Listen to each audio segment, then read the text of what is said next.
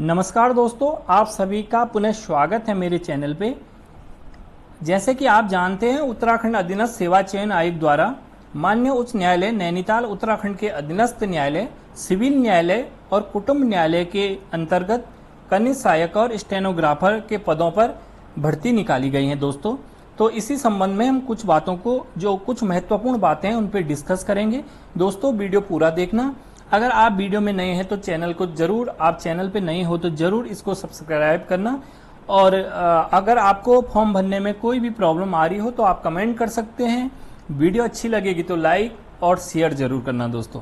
तो चलिए कुछ महत्वपूर्ण बातें। पहली जो महत्वपूर्ण बात है वो ये है कि दोस्तों, इसका जो फॉर्म निकला था वो 22 जून 2026 को निकला था।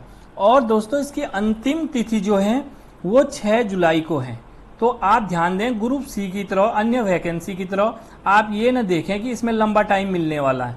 दोस्तों मात्र आपको इसमें 15 दिन मिलेंगे, 14-15 दिन ही इसमें मिलने वाले हैं। तो 6 तारीख को ये क्लोज हो जाएगा। तो सबसे बड़ी बात तो ये है कि आपने अगर अभी तक फॉर्म नहीं भरा है तो आप फॉर्म भर लीजिएगा, क्योंकि 6 तारीख को विंडो क्लोज हो जाएगी दोस्तों। तो इसलिए सबसे महत्वपूर्ण तो यही रह जाता है कि आपको इसका फॉर्म जल्दी भरना है। और 8 जुलाई से 10 जुलाई को दोस्तों, अगर आपको अपने फॉर्म में कोई भी संशोधन करना है तो 8 जुलाई को फिर से विंडो ऑन हो जाएगी और 10 जुलाई तक आप संशोधन कर सकते हैं। 23 अगस्त 2026 को इसकी अंतिम तिथि रखी गई थी। और जो अब प्रस्तावित तिथि, जो नया कैलेंडर आया है दोस्तों, उसमें भी इसकी 23 अगस्त को ही तिथि रखी गई है। इसका मतलब ये होता है दोस्तों कि 23 अगस्त को इसका फाइनल एग्जाम होना ही है। अगर कोई वैसी बड़ी प्रॉब्लम आती है तभी जाके इसकी डेट चेंज हो सकती है, अन्यथा ये 23 अगस्त 2026 को ही होने वाला है। तो दोस्तों आप उसी हिसाब से अभी से अपनी तैयारी को, अपनी प्रिपरेशन को अभी से जारी रखिएगा।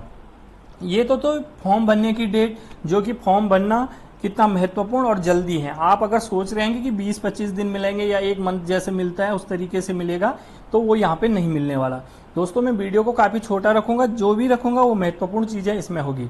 ये सारी चीज़ तो आपने देख ही रखी होगी। अगर नहीं देख रखी है तो एक बार आप विज्ञप्ति का अवलोकन जरूर करें दोस्तों। अवलोकन करना बहुत जरूरी होता है किसी भी चीज़ का। आप बिना अवलोकन के ये नहीं कर सकते हो कि तुक्के से या अनुमान से कोई फॉर्म नहीं भर सकते। तो आप पूरा देखिएगा, क्योंकि वहाँ पे आपको फॉर्म भरते समय पोस्ट की वरीयता भी मांगी जा रही है कि आपको पोस्टिंग कहाँ पे देनी है। तो उस हिसाब से आप वरीयता के हिसाब से इसके डिस्ट्रिक्ट भी भरोगे कि पहला प्रेफरेंस आपको कहाँ पे चाहिए, सेकंड, थर्ड, इस तरीके से दोस्तों। तो चलिएगा हम थोड़ा क्विकली इसको बात करते हैं कि फॉर्म कैसे आपको भरना है।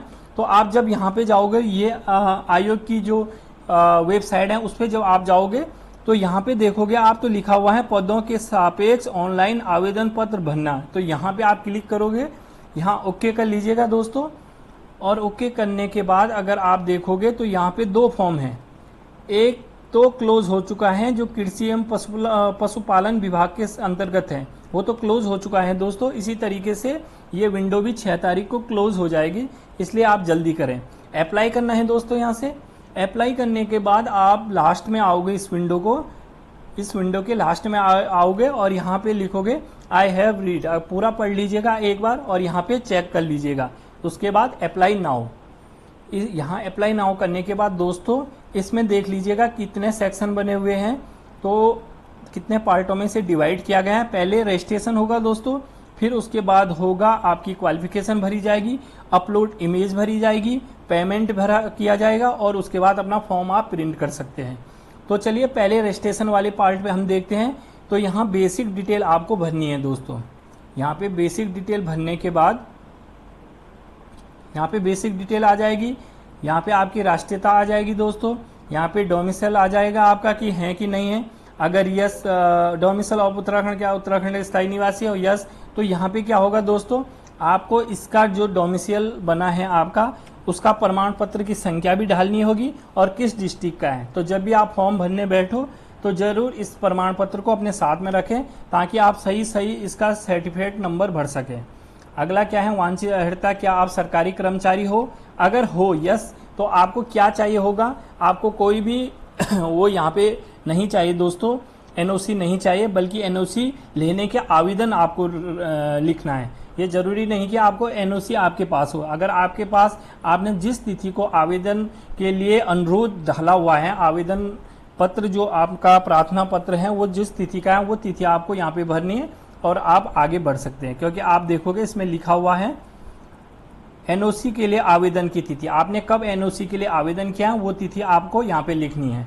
हालांकि अगर आपकी एनओसी नहीं बनी है तो बाद में आयोग दोनों एप्लीकेशन को लेता है, एक अभी वाली एप्लीकेशन भी और बाद में जब आपका एनओसी बन जाता है उस वाली एप्लीकेशन को भी।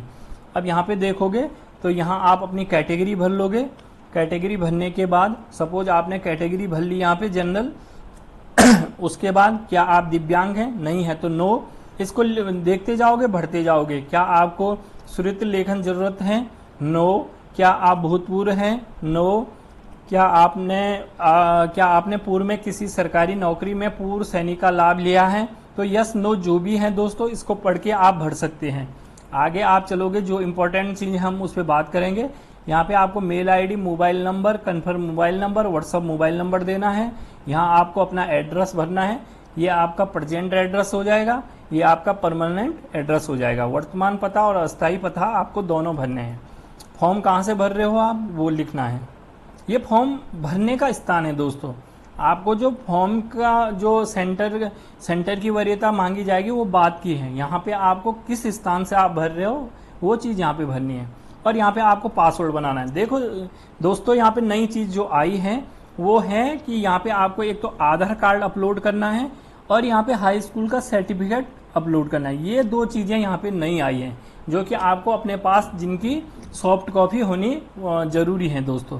तो एक तो आधार कार्ड और पीडीएफ मांगी हुई है 200 KB इन पीडीएफ फॉर्मेट ओनली। तो आपको पीडीएफ फॉर्मेट में आधार कार्ड और हाई स्कूल का सर्टिफिकेट रखना है दोस्तों। तो ये चीज़ नहीं है।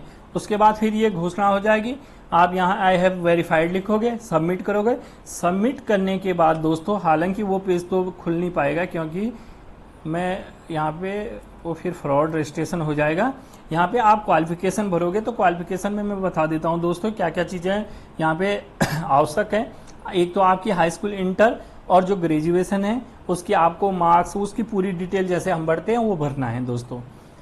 इसके अंदर यहाँ पे एक दो चीज़ें जो पहले ही मांग दे रहा है वो चीज़ें हैं कि आपको प्रेफरेंस, जो पोस्टिंग की प्रेफरेंस है वो कहाँ कहाँ है, पहले आप कहाँ कौन से डिस्ट्रिक्ट में लेना चाहते हैं वो डिस्ट्रिक्ट वाइज 13 के 13 आपने दोनों जगहों पे भर देना है। और इसके बाद दोस्तों जो इसमें इम्पोर्टेंट चीज़ है वो इस बार थंब का भी है। तो जब आप अपलोड इमेज करोगे उस समय एक तो आपकी इमेज अपलोड होगी, एक सिग्नेचर अपलोड होगा और एक होगा थंब। थंब जो होता है लेफ्ट हैंड थंब जो होगा वो भी आपको अपलोड करना होगा और उसका साइज कितना है वो आपको साइज भी वहाँ पे बताया गया है। साइज को आप पेंट आसानी से पेंट से भी सही कर सकते हो जितना साइज उसने मांगा हुआ है। तो ये है दोस्तों और उसके बाद आपका पेमेंट के लिए खुल जाएगा। तो बहुत मुश्किल नहीं है, आसानी से आप भर सकते हो, लेकिन ध्यान दें कि फॉर्म को जल्दी भरिएगा दोस्तों। तो आप आसानी से इस फॉर्म को भर सकते हो और घर पे बैठ के मोबाइल से भी कर सकते हैं। तो इसमें कोई भी प्रॉब्लम होती है दोस्तों तो आप मुझे कमेंट कर सकते हैं। मैं कोशिश करूंगा कि जितना जल्दी हो सके आपको उसका सॉल्यूशन बताऊं और आपके कमेंट का रिप्लाई करूं। दोस्तों वीडियो अच्छी लगी तो लाइक करें, कमेंट करें, दोस्तों तक शेयर करें और चैनल पे नए हो तो सब्सक्राइब जरूर करें। Thank you. जय हिंद, जय भारत।